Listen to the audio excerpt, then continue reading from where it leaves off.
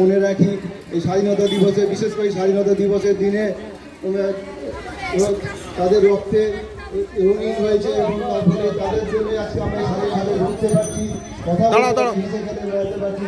তাদের কথা পতাকাটা ধরবে তো, পতাকাটা উঁচু করে নেতাজি সুভাষচন্দ্র থেকে আরম্ভ করে মাতঙ্গিনী হাইজা বিনা বাদল দিনে যাদের রক্তে স্বাধীন হয়েছে তাদেরকে প্রতিনিয়ত যেন আমরা মনে রাখতে পারি, ভুলে না যাই। এই কথা বলে আমি আমার ক্ষুদ্র বক্তব্য শেষ করি। প্রাক্তন সভাপতি যে মূল্যবান বক্তব্য রাখলেন, শুভঙ্কর মন্ডল, ধন্যবাদ। আর আজকে ৭৮তম স্বাধীনতা দিবসে যে সমস্ত মানুষ উপস্থিত আছেন সবাইকে এই ৭৮তম স্বাধীনতা দিবস, ৭৮তম স্বাধীনতা দিবস। স্বাধীনতা কথার অর্থ আমার পূর্ববর্তী বক্তা বলে দিয়েছে, এটা আমি দ্বিতীয়বার আর বলছি না। স্বাধীনতা মানে আমরা মুক্তভাবে বেঁচে আছি, আমরা যা ইচ্ছা করতে পারছি, যেখানে ইচ্ছা যেতে পারছি, আমরা কোনো প্রতিবাদ থাকলে প্রতিবাদ করতে পারছি, যেটা স্বাধীনতার পূর্বে পারতাম না। তাই বলে এই নয়, ৯০ বছর ব্রিটিশ শাসনকে বহু রক্তক্ষয়ী সংগ্রামের মাধ্যমে পরাস্ত করে তবেই আমরা এই স্বাধীনতা অর্জন করেছি।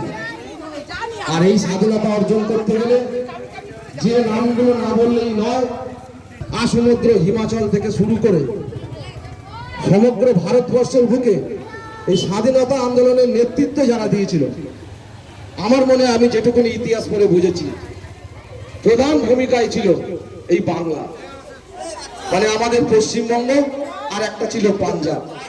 এই দুটো রাজ্য বহু বহু বিপ্লবী রক্তক্ষয়ী সংগ্রামের মধ্য দিয়ে আমরা এই স্বাধীনতা পেয়েছিলাম। এটা আজকে ত্যাগ করেছিল, কিন্তু এই স্বাধীনতাকে আজকের এই ভারতবর্ষের মুখ থেকে ভুলিয়ে দেওয়ার চেষ্টা হচ্ছে, সবসময় বাংলাকে পিছিয়ে দেওয়ার চেষ্টা হচ্ছে।